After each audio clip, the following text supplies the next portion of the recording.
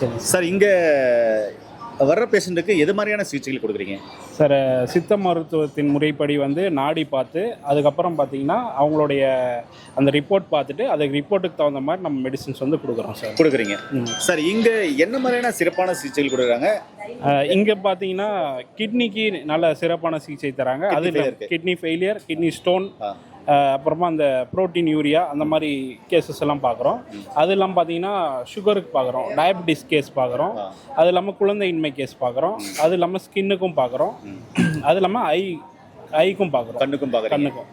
அது இல்லாமல் பார்த்தீங்கன்னா ஆஸ்மா, அதுக்கப்புறமா சளி அந்த மாதிரி பிரச்சனை, லீசிங் எல்லாத்தையுமே நுரையீரல் சார் இங்கே என்ன செஞ்சுருக்காங்க சார்? சார் இப்போ பார்த்தீங்கன்னா அவங்க எழுதுகிற மெடிசனில் வந்து எப்படி எடுக்கணும் அப்படின்னு சொல்லிட்டு அவங்களுக்கு எக்ஸ்ப்ளனேஷன் பண்ணி மெடிசன் வந்து கொடுக்குறாங்க சார்.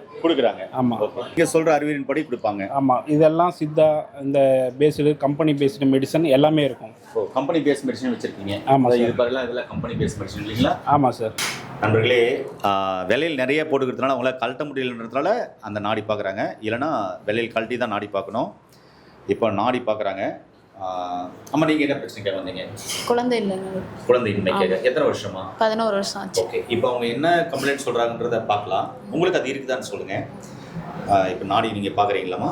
இது மாதிரி தான் நாடி பார்க்குறீங்களா? இப்படி தான் நாடி பார்த்து தான் முறையாக ட்ரீட்மெண்ட் கொடுப்போம். ஓ, இந்த நாடியில் சொல்லிடுவீங்க அவங்களுக்கு என்ன பிரச்சனைகள் இருக்குன்னு? கரெக்டாக சொல்லிடுவோம். கரெக்டாக முன்னோர்கள் சொன்ன மாதிரி சொல்லிடுவோம். இதுக்கு தகுந்த மாதிரி மூலிகைகள் இது கொடுக்கலான்னு சஜஷன் பண்ணுவீங்க, டாக்டர் எழுதுறாங்க. இவங்களுக்கு அந்த கருமுட்டை வளர்ச்சி ரொம்ப கம்மியாக இருக்குது, உடையறதில்ல. அந்த டூப் ஒன்று இருக்குங்களா, டூப் வந்து ரொம்ப சுருங்கியிருக்கு. அப்புறம் பீரியட் ஆகும்போது அவங்களுக்கு ஒரு பெயின் வரும். அந்த பெயினால் எப்பவுமே அந்த பேக் பெயின் இருக்கும்.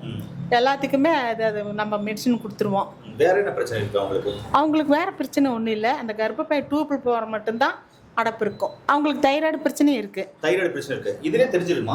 எல்லாம் தெரிஞ்சிருங்க. ஓகே அம்மா, நீங்க சொல்லுங்க. இப்போ அவங்க சொல்றதெல்லாம் உங்களுக்கு இருக்கா?